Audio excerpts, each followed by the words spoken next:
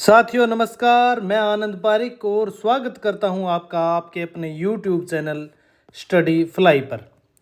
हिंदी साहित्य का इतिहास हम पढ़ रहे हैं। क्लास संख्या हमारी है 40वीं क्लास में भक्ति काल की ये 13वीं क्लास है। संत काव्य हम पढ़ रहे हैं भक्ति काल में, निर्गुण जो काव्य धारा है उसके तहत संत काव्य धारा। और संत काव्य धारा में अभी तक हम जो है कबीर, दादू दयाल, दो संतों को पढ़ चुके हैं, प्रमुख संत।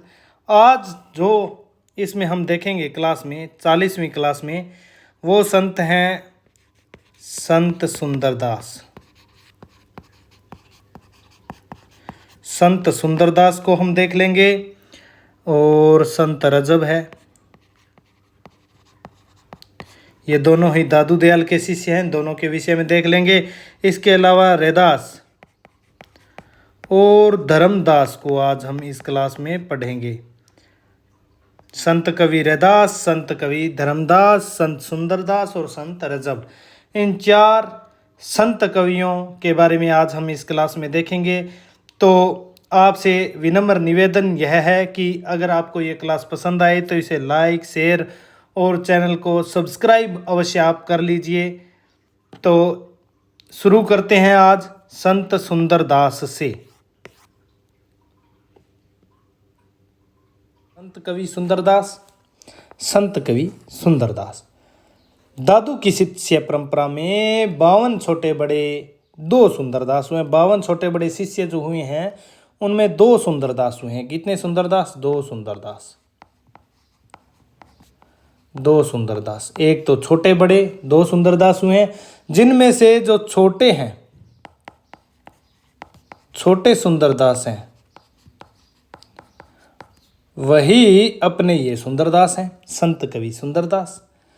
अब हम इनके बारे में देखते हैं। 52 शिष्यों में छोटे बड़े 2 सुंदरदास हुए हैं, ये छोटे वाले सुंदरदास हैं। और अब देखिए जन्म कब हुआ? 1596 ईस्वी में। संत कवि सुंदरदास का जन्म हुआ 1596 ईस्वी में। कहाँ हुआ? स्थान क्या है? जयपुर राज्य की प्राचीन राजधानी धौसा, जिसे वर्तमान में दौसा भी बोलते हैं, में धौसा वर्तमान में दौसा जिला है। यहाँ इनका जन्म हुआ संत कवि सुंदरदास का। माता का नाम सती लिखा हुआ मिला है, शुक्ल जी ने माना है, कमला भी माना जाता है।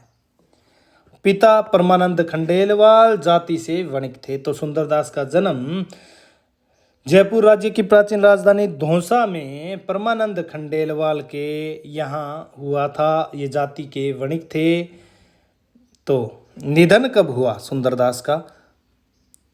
1689 में सांगानेर जयपुर में इनका निधन हुआ। और सांगानेर में आगे देखिए थोड़ा सा, सांगानेर जो जयपुर में है, सुंदरदास की समाधि वहाँ बनी हुई है।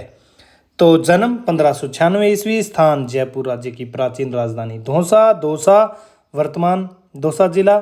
माता का नाम सती शुक्ल ने मान रखा है, कमला भी दिया हुआ है। पिता परमानंद खंडेलवाल जाति से वणिक थे। निधन 1689 ईस्वी में सांगानेर जयपुर में। सांगानेर में ही सुंदरदास की समाधि बनी हुई है। आगे देखिए, सुंदरदास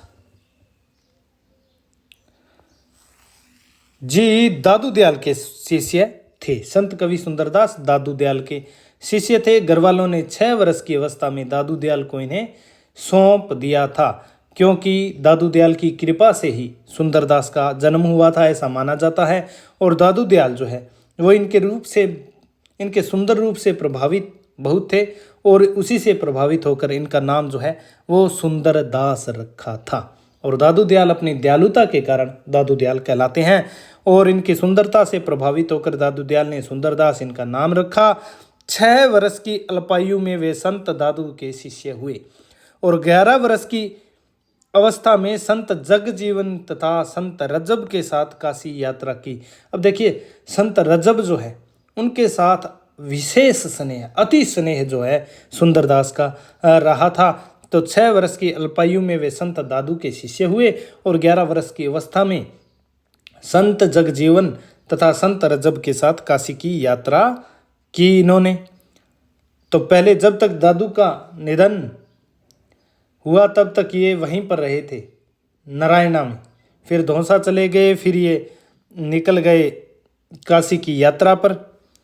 काशी में उन्होंने दीर्घ काल तक निवास किया और संस्कृत, व्याकरण, साहित्य तथा दर्शन का गंभीर अध्ययन कर समस्त विद्याओं में पारंगत होकर 1625 ईस्वी में शेखावाटी लौट आए। तो ये शेखावाटी 1625 ईस्वी में लौट आए। 1625 ईस्वी में फतेहपुर शेखावाटी के निकट एक गुफा में निवास कर 12 वर्षों तक योग साधना इन्होंने की। मोस्ट होगा। तो काशी में इन्होंने अध्ययन, अध्यापन, पठन पाठन करने के पश्चात 1625 ईस्वी में शेखावाटी लौट आए। काव्य शास्त्र की जो है पारंपरिक जो है इन्होंने शिक्षा ग्रहण की थी। अच्छे जो सबसे ज़्यादा संत कवियों में पढ़े लिखे ये संत कवि माने जाते हैं सुंदरदास। शेखावाटी लौट आए। शेखावाटी के निकट एक गुफा में 12 वर्षों तक इन्होंने योग साधना की। वहाँ शेखावाटी के नवाब थे एक अलिफ खां, इन्हें बहुत मानते थे और देशाटन सुंदरदास को बहुत प्रिय था। भ्रमण करते हुए वे दादू के सिद्धांतों का जो है प्रचार प्रसार करते रहते थे और साथ में क्या करते थे, काव्य रचना भी करते थे। और रजब से तो उनका विशेष लगाव था ही, मैंने आपको बता दिया। अब है सुंदरदास की रचनाएं। सुंदरदास ने 42 ग्रंथों की रचना की थी, जिनमें से 2 ही अधिक प्रसिद्ध हैं। जो बहुत प्रसिद्धि प्राप्त ग्रंथ हैं वो इनके 2 ही हैं और 2 ही नाम आपको याद रखने हैं, ज्ञान समुद्र और सुंदर विलास। इनमें से भी सुंदर विलास इनका मुख्य है। 2 ग्रंथ परीक्षाओं में पूछे जा सकते हैं, ज्ञान समुद्र और सुंदर विलास। वैसे सुंदरदास ने 42 ग्रंथों की रचना की थी। ज्ञान समुद्र, सुंदर विलास मुख्य हैं। अन्य कुछ आप याद रखने चाहें तो इनमें सर्वांग योग प्रदीपिका, भजन योग, झूलना योग, उक्त अनूप, पंच प्रभाव, सुख समाधि, अद्भुत उपदेश, पंचेंद्रिय चरित्र, वेद विचार, स्वपन प्रबोध, ये 12 रचनाएं इनकी कुल हैं। 42 ग्रंथों की रचना की थी, पढ़ने की बिल्कुल आवश्यकता नहीं। 42 कुछ मैंने 10 ग्रंथ और बताए हैं, ये याद रखें न रखें, ये 2 आप नहीं भूलने चाहिए, ज्ञान समुद्र और सुंदर विलास। ये इनकी मुख्य रचनाएं हैं, ये तो आपको याद रहनी ही चाहिए। आगे चलिए, महत्वपूर्ण व उपलब्ध रचनाएं। दोबारा से मैंने इसीलिए लिखा है महत्वपूर्ण व उपलब्ध रचनाएं। सुंदर विलास पहली, भाषा इसकी ब्रज, 34 अध्याय जिन्हें अंग कहा गया है। 34 अध्याय सुंदर विलास में हैं जिन्हें अंग कहा गया है। ये मुक्तक रचना है। ये मुक्तक रचना उपदेशात्मक शैली, शांत रस प्रधान। वर्ण्य विषय इसका क्या है, ज्ञान के महत्व का वर्णन है, बाह्य आडंबरों का खंडन है, संसार की निस्सारता का वर्णन इसमें किया गया है। सुंदर विलास भाषा ब्रज, 34 अध्याय जिन्हें अंग कहा गया है, मुक्तक रचना है, उपदेशात्मक इसकी शैली है, उपदेश दिए गए हैं। शांत रस प्रधान, सभी संतों ने शांत रस प्रधान तो सभी संतों की रचना है। मुक्तक रचना है, उपदेशात्मक शैली, शांत रस प्रधान। वर्ण्य विषय, ज्ञान के महत्व का वर्णन किया गया है, बाह्य आडंबरों का खंडन किया गया है, संसार की निस्सारता का वर्णन इसमें किया गया है। दूसरी महत्वपूर्ण रचना में आइए, ज्ञान समुद्र है। इसके 5 अध्याय हैं जिन्हें उल्लास कहा गया है, संतों की साधना पद्धति का वर्णन है, भाषा इसकी भी ब्रज मानी जाती है। तो ये 2 रचनाएं, सुंदर विलास, ज्ञान समुद्र। ज्ञान समुद्र में 5 अध्याय जिन्हें उल्लास कहा गया है, सुंदर विलास में 34 अध्याय जिन्हें अंग कहा गया है। तो दोनों की भाषा ब्रज है। तो चलिए आगे देखिए, सुंदरदास ने परिष्कृत ब्रज भाषा का प्रयोग किया है, एकदम अच्छी जो परिष्कृत ब्रज भाषा है, एकदम उच्च कोटि की। सुंदर ने मुख्यतः सवैया और कवितों का प्रयोग किया है, ये भी मोस्ट हो गया। सवैया और कवितों का प्रयोग सुंदर ने अपनी रचनाओं में किया है। छंद के जानकार थे, ये कबीर की तरह नहीं है, बिल्कुल शिक्षा इन्होंने ग्रहण की थी। काव्य शास्त्र का इन्हें पूरा ज्ञान था, जितना रीतिकालीन कवियों को काव्य शास्त्र के विषय में ज्ञान था उतना सुंदरदास को भी ये पढ़े लिखे थे। संत सुंदरदास के पदों का प्रामाणिक संकलन सुंदर ग्रंथावली, जिसके 2 भाग हैं, के नाम से पुरोहित हरि नारायण शर्मा द्वारा किया गया। सुंदरदास के जो पद हैं उनका संग्रह किया, संकलन किया सुंदर ग्रंथावली के नाम से, और सुंदर ग्रंथावली के 2 भाग हैं। संकलनकर्ता कौन है? पुरोहित हरि नारायण शर्मा। ये रचना सबसे पहले राजस्थान रिसर्च, कौन सी? सुंदर ग्रंथावली। ये रचना सबसे पहले राजस्थान रिसर्च सोसाइटी कलकत्ता से 1936 ईस्वी में प्रकाशित हुई सुंदर ग्रंथावली पुरोहित हरि नारायण शर्मा के संपादन में कुछ पद बढ़ाकर फिर दूसरा संस्करण इसका नागरिक प्रचारणी सभा से प्रकाशित हुआ। सुंदर ग्रंथावली का प्रामाणिक संकलन है सुंदरदास के पदों का। अब देखिए संत सुंदरदास के प्रमुख 5 शिष्य। संत सुंदरदास के 5 प्रमुख शिष्य नारायण दास हैं पहले, दूसरे निर्मल दास, तीसरे दामोदर दास, चौथे टिकेत दास और 5वें श्याम दास। इन 5 शिष्यों ने 5 पीठों की स्थापना की थी। तो सुंदरदास के 5 प्रमुख शिष्य कौन कौन हुए? नारायण दास, निर्मल दास, दामोदर दास, टिकेत दास, श्याम दास। और इन 5 शिष्यों ने 5 पीठों की स्थापना जो है वो की थी। तो इनका नाम भी आप याद रखिए। अब आगे देखिए कुछ और अन्य तत्व जो हैं। संत सुंदरदास श्रृंगार रस की रचनाओं के कट्टर विरोधी थे। तो देखिए संत सुंदरदास श्रृंगार रस की रचनाओं के कट्टर विरोधी थे। उन्होंने अपने एक छंद में केशव की रसिक प्रिया, नंददास की रसमंजरी और सुंदर कवि राय की सुंदर श्रृंगार जो रचना है उनकी जो है उन्होंने निंदा की है अपने एक छंद में। संत सुंदरदास ने केशव की रसिक प्रिया, नंददास जो भक्त कवि हैं अष्टछाप के सबसे छोटे, उन्होंने लिखी थी रसमंजरी, और सुंदर कवि राय सुंदर श्रृंगार रचना सुंदर कवि राय की है। इन तीनों ही रचनाओं की उन्होंने अपने एक छंद में निंदा की है। और वो छंद क्या है? रसिक प्रिया रसमंजरी और श्रृंगार ही जानी। रसिक प्रिया केशव की, रसमंजरी नंददास की और श्रृंगार ही जानी, श्रृंगार यानी कि सुंदर कवि राय की सुंदर श्रृंगार। चतुराई करी बहुत विधि, विषय बनाई आनी, विषय बनाई आनी लगत विषयन को प्यारी, जागे मदन प्रचंड कामदेव, काम की जागृति, जागे मदन प्रचंड सराहे नक्सिक नारी। नक्सिक जो नारी का है वो सराहना इसमें है। ज्यों रोगी मिष्ठान पाई रोग ही विस्तारे। जैसे रोगी को मिठाई मिलते ही वो रोग को भूल जाता है। शुगर का पेशेंट है लेकिन मीठा बहुत अच्छा लग रहा है तो वो भूल जाता है। सुंदर यह गति होई जूतो रसिक प्रिया धारे। तो वो रोग जो है बढ़ता चला जाता है, यही गति होगी सुंदरदास कहते हैं जो रसिक प्रिया और ये जो श्रृंगार की रचनाएं वो धारण करते हैं। तो आगे चलिए। सुंदरदास श्रृंगार रस के विरोधी व हास्य रस के ये बड़े प्रेमी हैं, स्वभाव से विनोदी भी हैं। घूमते घूमते इन्होंने भिन्न भिन्न प्रदेशों के आचार पर बड़ी ही विनोदपूर्ण उक्तियां कही हैं। जैसे ये दक्षिण के विषय में क्या कहते हैं कि रांदत प्याज बिगारत नाज न आवत लाज करें सब भक्षण। मारवाड़ पर भी इनकी विनोदपूर्ण उक्ति है। वृक्ष न नीर न उत्तम चीर सुदेशन में गत देश है मारू। इसी तरह ये गुजरात के विषय में कहते हैं आबड़ छीत अतीत सो होत बिलार कुकर चाटत हांडी। और पूर्व पर भी इनकी एक विनोदपूर्ण उक्ति है। देखिए ब्राह्मण क्षत्रिय बेसरू सुदर चारोई ब्रन के मच्छ बघारत। तो इस तरह से ये विनोद हास्य रस के प्रेमी हैं। विनोदपूर्ण उक्तियां इन्होंने कही हैं। संत कवियों में सबसे शिक्षित एवं शास्त्रीय पक्ष के मर्मज्ञ संत कवि सुंदरदास ही हैं। बिल्कुल शास्त्र के जो शास्त्र पक्ष है काव्य का उसका मर्म को पहचानने वाले सबसे शिक्षित काव्य शास्त्र का इन्होंने परंपरागत रूप से अध्ययन किया था। और कवि जो हैं सभी पढ़े लिखे नहीं थे।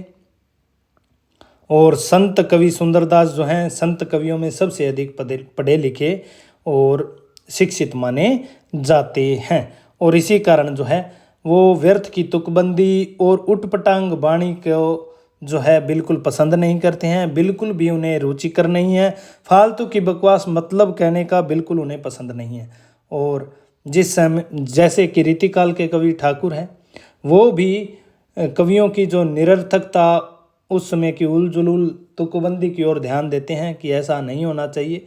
उसी तरह सुंदरदास भी जो है कवियों की व्यर्थ की तुकबंदी और उटपटांग वाणी को सही नहीं मानते हैं, बिल्कुल उन्हें पसंद नहीं है। और वो तो कहते भी हैं कि बोलिए तो तब जब बोलवे की बुद्धि होवे। बोलो तो तब जब आपके अंदर बोलने की बुद्धि है, ना तो मुख मौन गही चुप होए रहिए, नहीं तो चुप मौन को धारण करके चुप रहिए।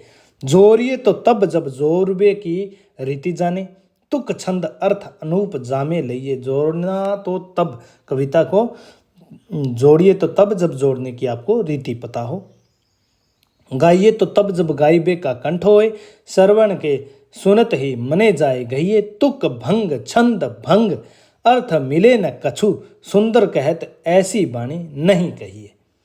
तो बिल्कुल तुकबंदी, व्यर्थ की तुकबंदी, उठपटांग बाणी इनके समझ से बाहर है। आगे देखिए, राघोदास ने दादू की शिष्य मंडली में इन्हें दिनकर, दिनकर माने सूर्य के समान ओजस्वी तेजस्वी एवं भाषा व काव्य विचार की दृष्टि से दूसरा शंकराचार्य कहा है। राघोदास कौन है? भक्तमाल के रचयिता। भक्तमाल नाभादास ने लिखा है, वो तो सबसे प्रसिद्ध है और प्राचीन भी है। राघोदास ने भी एक लिखा है, उसमें इन्होंने दादू के शिष्यों में इन्हें दिनकर के समान ओजस्वी और भाषा काव्य के विचार की दृष्टि से दूसरा शंकराचार्य कहा है। काव्य शास्त्र का पूर्ण ज्ञान था, ज्ञानी थे, शिक्षित भी थे। और एक बात याद रखिए, गोरखनाथ जो है नाथ पंथ के, उन्हें भी शंकराचार्य की उपाधि दी गई है। 60 चक्रों वाला योग मार्ग गोरखनाथ ने ही हिंदी साहित्य में चलाया था। अब विद्वानों की महत्वपूर्ण पंक्तियां, सुंदरदास के विषय में महत्वपूर्ण पंक्तियां जल्दी से देखकर सुंदरदास को यहीं समाप्त करते हैं। निर्गुण पंथियों में यही एक ऐसे व्यक्ति हुए जिन्हें समुचित शिक्षा मिली थी, सबसे शिक्षित थे निर्गुण पंथियों में, संतों में, और जो काव्य कला की रीति से अच्छी तरह परिचित थे। पढ़े लिखे थे तो परिचित थे, और संतों ने केवल गाने के पद और दोहे कहे, पर इन्होंने सिद्ध हस्त कवियों के समान बहुत से सवैये रचे। आचार्य शुक्ल का इनके विषय में ये कथन है। आगे देखिए, सुंदरदास की रचना, अगला कथन, सुंदरदास की रचना साहित्यिक एवं सरस है। भाषा भी काव्य की मंजी हुई ब्रज भाषा है। भक्ति और ज्ञान चर्चा के अतिरिक्त नीति और देशाचार आदि पर उन्होंने बड़े सुंदर पद कहे हैं। आचार्य शुक्ल का ये कथन है। संत तो ये थे ही, कवि भी थे। समाज की रीति नीति पर इनकी जो है बड़ी विनोदपूर्ण उक्तियां हैं। इनकी रचना काव्य पद्धति के अनुसार होने के कारण संतों की रचना से भिन्न दिखलाई देती है। संत जो हैं, सभी बाकी के संत जो इतने पढ़े लिखे नहीं थे, कबीर तो बिल्कुल अनपढ़ थे, तो इनकी रचना काव्य पद्धति के अनुसार होने के कारण संतों की रचना से भिन्न बिल्कुल दिखाई देगी। आचार्य शुक्ल का ये कथन है। सुशिक्षा द्वारा विस्तृत दृष्टि प्राप्त होने से निर्गुणवादियों के समान लोक धर्म की उपेक्षा इन्होंने नहीं की है। निर्गुणों ने जैसे लोक धर्म की उपेक्षा की है, उसी तरह इन्होंने बिल्कुल नहीं किया है। पतिव्रत का पालन करने वाली स्त्रियों, रण क्षेत्र में कठिन कर्तव्य पालन करने वाले सूरवीरों आदि के प्रति इनके विशाल हृदय में सम्मान के लिए प्राप्त जगह थी। आचार्य शुक्ल का ये कथन है। तो लोक धर्म की उपेक्षा बिल्कुल नहीं की है।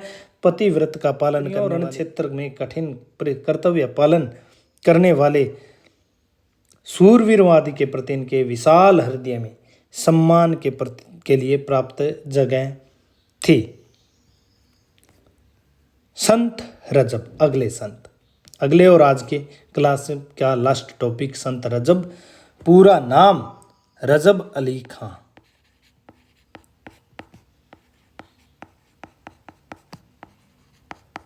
संत रजब अली खां पूरा नाम इनका है। पठान वंश में इनका जन्म हुआ है। जन्म हुआ कहाँ है?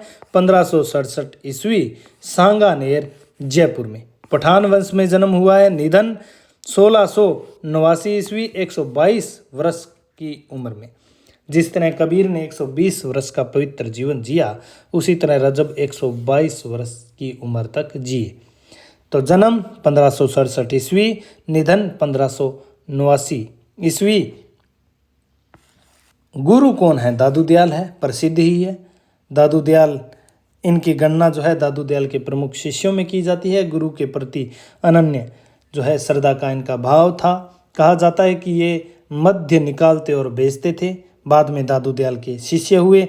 संत रज्जब ने रजबावत नाम का एक पंथ चलाया था, तो अपने ही नाम पर है, कोई परेशानी नहीं होगी याद रखने में। संत रज्जब ने रजबावत नाम का एक पंथ चलाया था। रज्जब के 3 ग्रंथ हैं, और वो 3 ग्रंथ कौन कौन से हैं? अंगवधु, दादू की वाणियों का संग्रह है।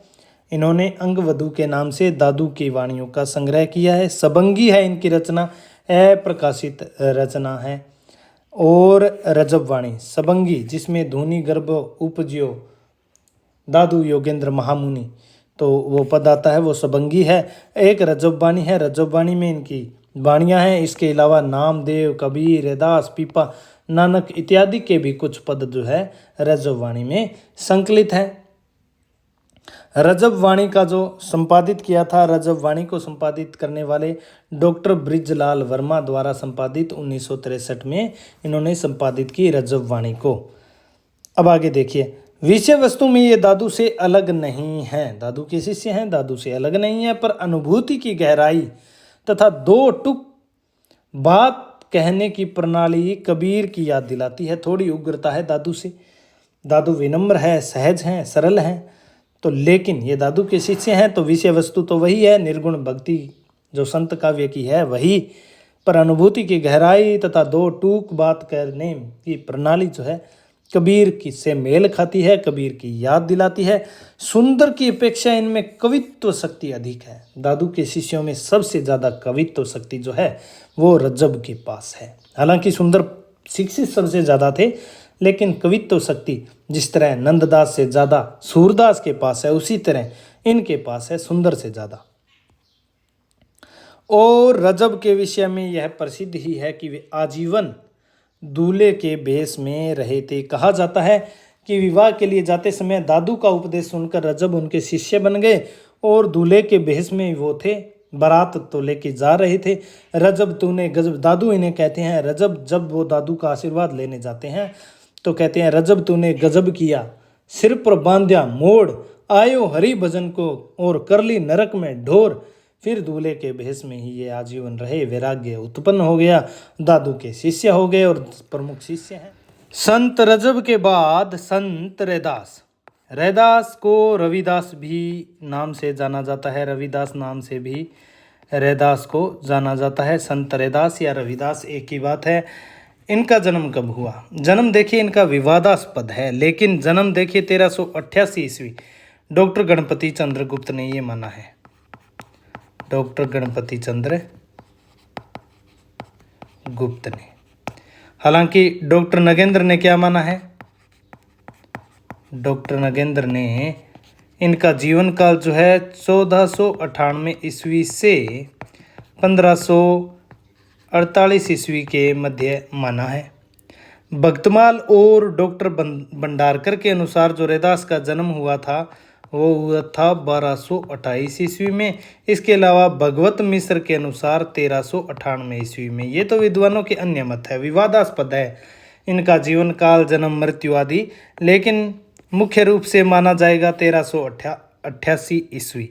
स्थान कहाँ जन्म हुआ इनका? काशी में। काशी बनारस, जहाँ कबीर का जन्म हुआ वहीं पर बनारस में रैदास का जन्म हुआ। कबीर की जन्मभूमि लहरतारा से दक्षिण मडुआ डीह में इनका जन्म हुआ। निधन इनका माना जाता है 1518 ईस्वी, और 1518 ईस्वी निधन कबीर का माना जाता है। और निधन कहाँ हुआ? काशी में।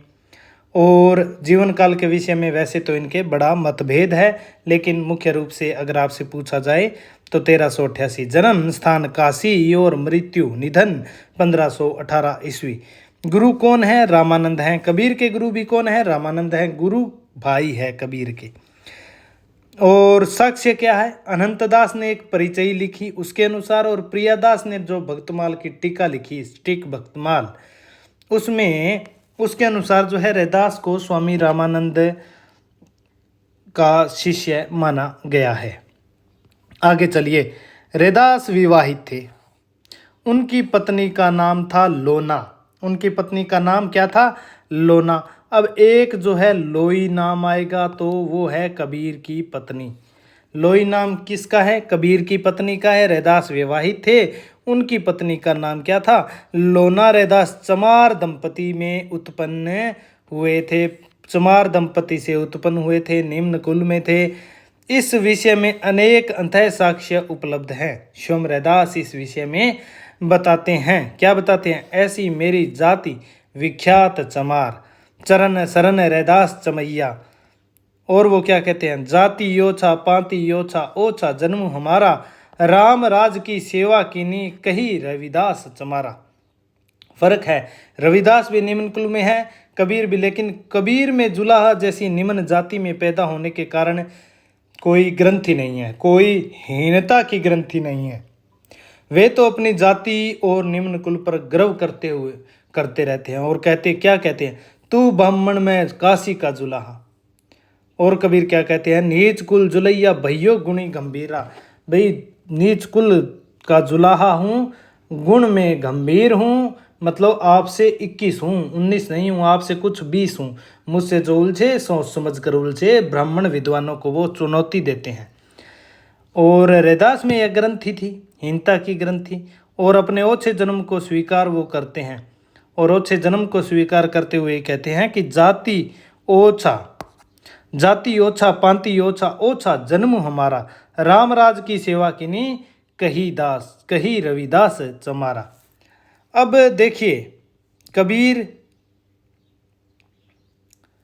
और रैदास में क्या समानताएं और क्या भिन्नताएं हो सकती हैं। एक ही नगर में रह रहे हैं, एक ही विचारधारा यानी कि निर्गुण काव्यधारा के तहत जो है संत या ज्ञानाश्रयी काव्यधारा के अंतर्गत आते हैं। तो एक ही विचारधारा के दोनों संत हैं, एक ही नगर है, एक ही नगर में जन्म हुआ है, एक ही गुरु के शिष्य होने के नाते हम यह सोच सकते हैं, कल्पना कर सकते हैं कि दोनों जो हैं आपस में मिलते जुलते रहते होंगे। और लेकिन स्वभाव दोनों का भिन्न है, स्वभाव से दोनों भिन्न है। क्यों भिन्न है? कबीर में ओ जखड़ता और प्रखरता थी, तो रैदास में शांति, संयम और विनम्रता। कबीर जो है क्रांतिकारी स्वभाव के, रैदास शांत है, संयम है, विनम्र है। कबीर का स्वभाव उग्र है, वो मंदिर मस्जिद तोड़ते हुए टाइम नहीं लगाते हैं, समय बिल्कुल नहीं लेते हैं, तुरंत प्रहार कर देते हैं। कबीर में जुलाहा जैसी निम्न जाति में पैदा होने पर कोई ग्रंथि नहीं थी, किंतु रैदास में थी। चरण शरण रैदास चमैया। कबीर की विचारधारा, लेकिन कबीर तो जो है जुलाहा होकर कहते हैं कि जुलाहा तो हूं, लेकिन उलझना ध्यान से। और कबीर जो प्रश्न कर देते हैं तो उसकी कोई काट नहीं है किसी के पास, किसी बड़े से बड़े विद्वान के पास भी उसका उत्तर नहीं है। वो जो प्रश्न एक बार कर देते हैं तो प्रत्युत्तर नहीं है उनका कोई भी। कबीर की विचारधारा के केंद्र में हिंदुओं मुसलमानों का शोषित प्रताड़ित वर्ग था, तो रैदास के विचार केंद्र में चमारों और स्वर्ण हिंदुओं का भेदभाव। देखिए हिंदुओं और मुसलमानों, पहले तो सांप्रदायिकता के खिलाफ कबीर लड़ते हैं और फिर उसमें भी जो वर्ग गरीब हैं, चाहे वो हिंदुओं में हो मुसलमानों में हो, शोषित दोनों ही संप्रदायों में जो शोषित प्रताड़ित वर्ग था उसकी वो विचारधारा के केंद्र में रहता है कबीर के। लेकिन रैदास की विचारधारा के केंद्र में चमारों और स्वर्ण हिंदू हैं इनके केंद्र में। और वो भी हिंदुओं में जातिगत जो भेद है, वर्ण व्यवस्था का, निम्न कुल और उच्च कुल, चमारों और स्वर्ण हिंदुओं का जो भेदभाव है वो इनके रैदास के केंद्र में है। अब देखिए रैदास भी कबीर की तरह अनपढ़ थे। कबीर भी अनपढ़ थे, मसी कागज छुहो नहीं कलम गयो नहीं हाथ, और रैदास भी जो है वो अनपढ़ थे। अब इनकी रचनाओं के विषय में हम देखते हैं रैदास की रचनाएं कौन कौन सी हैं। इनकी कोई रचना उपलब्ध नहीं है। देखिए उपलब्ध कोई भी रचना नहीं है। इनके 40 पद श्री गुरु ग्रंथ साहिब जो सिखों का आदि ग्रंथ है उसमें संकलित हैं। रैदास के 40 पद किसमें? आदि ग्रंथ में, श्री गुरु ग्रंथ साहिब में। इनकी रचनाओं का संग्रह रैदास की वाणी नाम से विलगेवेडियर प्रेस प्रयाग से प्रकाशित हुआ। जो संत वाणी सीरीज थी उसी के तहत रैदास की वाणी नाम से। अपने भावों और विचारों को व्यक्त करने के लिए इन्होंने सरल व्यवहारिक ब्रज भाषा को अपनाया है। सरल व्यवहारिक ब्रज भाषा में अपनी कविता इन्होंने कही है, जिसमें अवधी, राजस्थानी, खड़ी बोली और उर्दू फारसी के शब्दों का भी मिश्रण है। कुछ अन्य क्षेत्रों के शब्द भी इनकी जो ब्रज भाषा, सरल व्यवहारिक ब्रज भाषा की कविता उसमें मिले हुए हैं। अब कुछ अन्य तथ्य देखिए। प्रसिद्ध है कि ये सिकंदर लोदी के निमंत्रण पर दिल्ली भी गए थे, क्योंकि कबीर के समकालीन थे तो सिकंदर लोदी के भी समकालीन होंगे, और सिकंदर लोदी के निमंत्रण पर दिल्ली गए थे रैदास, ऐसा प्रसिद्ध है। मीरा ने अपने गुरु के रूप में रैदास का उल्लेख किया है। रैदास का नाम जो है वो मीरा ने सम्मान के साथ गुरु रूप में लिया है। रैदास का नाम मीरा ने सम्मान के साथ गुरु रूप में लिया है। और प्रियदास की जो टीका है, भक्तमाल की टीका, स्टिक भक्तमाल, उसके अनुसार चित्तौड़ की झाला रानी रैदास की शिष्या थी। प्रियदास की भक्तमाल की टीका के अनुसार वो भक्तमाल की टीका में लिखते हैं कि चित्तौड़ की जो झाला रानी थी वो रैदास की शिष्या थी, जो महाराणा सांगा की पत्नी थी। लेकिन कुछ लोगों की मान्यता है, और ज़्यादा मान्य मत भी यही है, वो मत क्या है कि यह चित्तौड़ की रानी मीराबाई थी, जिन्होंने रैदास का शिष्यत्व ग्रहण किया था। तो मीराबाई ने भी अपने गुरु के रूप में रैदास का उल्लेख किया है।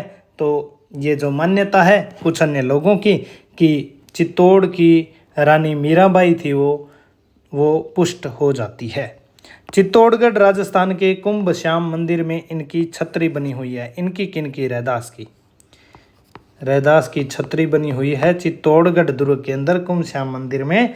रैदास की छतरी बनी हुई है। रैदास के शिष्यों ने, देखिए रैदास ने रैदासी पंथ चलाया, लेकिन पहले देखिए रैदास के शिष्यों ने साध संप्रदाय का प्रवर्तन किया था।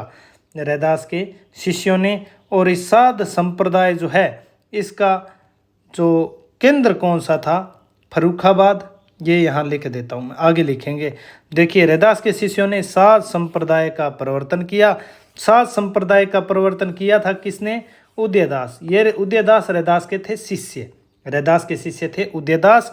उनकी प्रेरणा से वीरभान, उदयदास के शिष्य ने 1543 ईस्वी में जो है साध संप्रदाय का प्रवर्तन किया था। किसने किया था? वीरभान ने। वीरभान कौन थे? उदयदास के शिष्य थे, और उदयदास जो है वो रैदास के शिष्य थे। तो रैदास की शिष्य परंपरा के अंतर्गत ही साध संप्रदाय की स्थापना हुई। निर्वाण ज्ञान साध संप्रदाय का चर्चित ग्रंथ है। यहाँ देखिए जो संप्रदाय है साध संप्रदाय, उसका केंद्र साध संप्रदाय का केंद्र कौन कौन से हैं? इसके केंद्र देखिए फर्रुखाबाद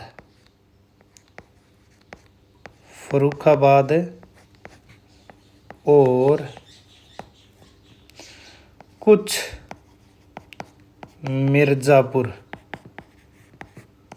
ये यूपी में है, दोनों जगह है, फर्रुखाबाद और कुछ मिर्ज़ापुर का क्षेत्र। ये है साध संप्रदाय के जो क्षेत्र थे, केंद्र थे, वो जिसकी जो है रैदास के शिष्य परंपरा में वीरभान ने जिसका प्रवर्तन किया था। और रैदास पंथ के अनुयायी वैसे भी आपको पता होना चाहिए साध कहलाते हैं। रैदास पंथ के अनुयायी क्या कहलाते हैं? साध कहलाते हैं। तो साध संप्रदाय जो इसका केंद्र है फर्रुखाबाद और कुछ मिर्ज़ापुर, वीरभान ने प्रवर्तन किया, जो रैदास के शिष्य परंपरा में है। उदयदास के शिष्य हैं, उदयदास रैदास के शिष्य हैं। आगे देखिए संत कवि रैदास की प्रसिद्ध पंक्तियां कौन कौन सी हैं? अब कैसे छूटे राम नाम रट लागी। देखिए बहुत ही प्रसिद्ध पंक्ति है। अब कैसे छूटे राम नाम रट लागी, प्रभु जी तुम चंदन हम पानी, जाकी अंग अंग वास समानी। और आगे भी है, देखिए लंबी चौड़ी ये है कविता इनकी। प्रभु जी तुम घन बन हम मोरा, जैसे चितबन चंद चकोरा, प्रभु जी तुम दीपक हम बाती, जाकी ज्योति बरे दिन राती। तो ये बहुत ही मोस्ट इनकी पंक्ति होगी। प्रभु जी तुम चंदन हम पानी, जाकी अंग अंग बास समानी, अब कैसे छूटे राम नाम रट लागी। दूसरी देखिए, ओछी जाति ओछा कर्म पुनि ओछा कसब हमारा, कसब यानी कि कस्बा क्षेत्र, नीच से प्रभु ऊंच कियो है, कहे रैदास चमारा। आगे देखिए, चौथी इनकी पंक्ति है, जब हम होते तू नाही, अब तू ही मैं नाही, अतल आगम जैसे लहरी मही, उदधी जल केवल जल माही।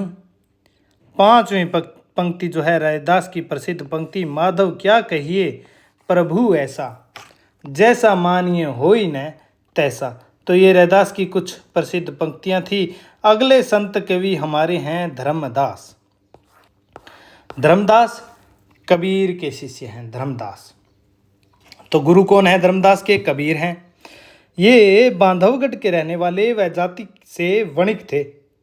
धर्मदास जो हैं वो बांधवगढ़ के रहने वाले थे और जाति से वणिक थे। कबीर के शिष्य थे। कबीर के बाद उनके गद्दी के उत्तराधिकारी भी हुए। कबीर की मृत्यु के बाद उनकी गद्दी के उत्तराधिकारी धर्मदास हुए। इन्होंने अपना धन गरीबों में बांट दिया था। धर्मदास के पास जो वणिक थे जाति से, उनके पास बहुत ज़्यादा संपत्ति थी, बहुत अधिक संपत्ति थी। और कबीरदास का शिष्य होने के बाद उन्होंने अपनी संपत्ति लुटा दी, सारी संपत्ति गरीबों में। तो इन्होंने अपना धन जो है गरीबों में बांट दिया था। कबीर के पदों का बीजक के नाम से संकलन कौन करता है? धर्मदास। किसको है बीजक का संकलन करने का श्रेय? तो वो है धर्मदास को। कब किया? 1464 ईस्वी में कबीर के पदों का बीजक के नाम से संकलन किया धर्मदास ने। धर्मदास की रचनाएं कौन कौन सी है? स्वयं की अमर सुख निधान एक तो इनकी रचना मानी जाती है। धनी धर्मदास की वाणी, इसमें धर्मदास की रचनाएं संकलित हैं। तो धनी धर्मदास की वाणी, अमर सुख निधान, ये दो रचनाएं धर्मदास की मानी जाती है। इसके अलावा और क्या है? देखिए, इनकी भक्ति भावना कबीर से भिन्न नहीं है। कबीर के शिष्य है, बिल्कुल भिन्न नहीं है। किंतु खंडन मंडन की कटुता इनके यहाँ नहीं मिलती है। जैसा खंडन मंडन कबीर के यहाँ है वो इनकी कविताओं में नहीं है। कबीर की तुलना में इनकी प्रतिपादन शैली सरल है थोड़ी सी और सुस्पष्ट भी है। ये भी देखिए, कबीर की भक्ति भावना इनसे मतलब धर्मदास की भक्ति भावना जो है कबीर से भिन्न नहीं है। ये भी लौकिक प्रपंच और माया के प्रभाव को नष्ट करने में ब्रह्म की साधना को अनिवार्य मानते हैं। निर्गुण ब्रह्म के जो है उपासक हैं। किंतु खंडन मंडन की कटुता इनके यहाँ नहीं मिलती। और कबीर की तुलना में इनकी जो प्रतिपादन शैली है काव्य की, वह सरल है और थोड़ी सी सुस्पष्ट भी है। आचार्य शुक्ल के कथन, धर्मदास के विषय में कुछ कथन है आचार्य शुक्ल के, वो हम देख लेते हैं। इसके बाद हमारे धर्मदास भी जो है समाप्त हो जाएंगे और आज की क्लास भी। कबीर के प्रधान शिष्यों में धर्मदास को कबीर के प्रलोक गमन पर संवत 1575 संवत से अर्थ होगा 1518 ईस्वी। अगर संवत दे रखा है तो उसमें से 57 माइनस कर दीजिए, ईस्वी सन आ जाएगा। ईस्वी सन दे रखा है और आपको संवत निकालना है तो 57 प्लस कीजिए और ये आ गया आपका 1575 विक्रमी संवत। अगर विक्रमी संवत दे रखा है तो 57 माइनस कीजिए तो आपका ईस्वी सन आ जाएगा। तो कबीर के प्रलोक गमन पर संवत 1575 यानी कि ईस्वी सन 1518 में गद्दी मिली कबीर की। 20 वर्षों तक ये गद्दी पर विराजमान रहे, पंथ को चलाते रहे। धर्मदास की शब्दावली में संतों का बड़ा आदर था। इनकी रचना थोड़ी होने पर भी कबीर की अपेक्षा सरल भाव लिए हुए थी। उसमें कठोरता और कर्कशता नहीं है इनकी रचनाओं में। धर्मदास ने पूर्वी भाषा का व्यवहार किया है। इनकी अन्योक्तियों के व्यंजक चित्र अधिक मार्मिक हैं, क्योंकि खंडन मंडन से विशेष प्रयोजन न रखकर प्रेम तत्व को लेकर अपनी वाणी का इन्होंने प्रसार किया था। तो ये धर्मदास के विषय में किसके कथन है? ये भी शुक्ल का है, शुक्ल के ही मोस्ट हैं। इतने महत्वपूर्ण कवि जो है परीक्षा की दृष्टि से धर्मदास नहीं है, बस कबीर के ही शिष्य हैं और थोड़ा सा फर्क है, बाकी दोनों की विचारधारा बिल्कुल समान है। तो यहाँ देखिए धर्मदास भी समाप्त हुए। अब ये क्लास हम यहीं पर समाप्त करते हैं। अगली क्लास में हम कुछ अन्य संत कवियों के विषय में पढ़ेंगे, सभी संत कवियों के विषय में पढ़ेंगे, सूफी कवियों, भक्त, कृष्ण भक्त कवियों, राम भक्त कवियों, सभी के विषय में पढ़कर भक्ति काल को समाप्त करेंगे। तो आपसे विनम्र निवेदन, ये क्लास समाप्त करने से पूर्व मेरा यह है कि बहुत से मैं देख रहा हूँ, बहुत से विद्यार्थी जो हैं क्लासेस जो है ये अपना यूट्यूब चैनल जो है सब्सक्राइब नहीं कर रहे हैं। कृपया मेरी रिक्वेस्ट यह है कि आप ज़्यादा से ज़्यादा चैनल को सब्सक्राइब कीजिए। भविष्य में यह चैनल आपको बहुत ही लाभ पहुंचाने वाला साबित होगा, ऐसा मेरा दावा है, क्योंकि हम जो पूरा कंटेंट है, सभी विषय बिल्कुल निःशुल्क बेसिक जो व्यावहारिक ज्ञान विषयों का सभी बेसिक 0 लेवल से वो सारा इस YouTube चैनल पर बिल्कुल मुफ्त में निःशुल्क उपलब्ध करवाएंगे। तो इन्हीं शब्दों के साथ मैं अपनी क्लास को यहीं विराम देता हूँ। धन्यवाद।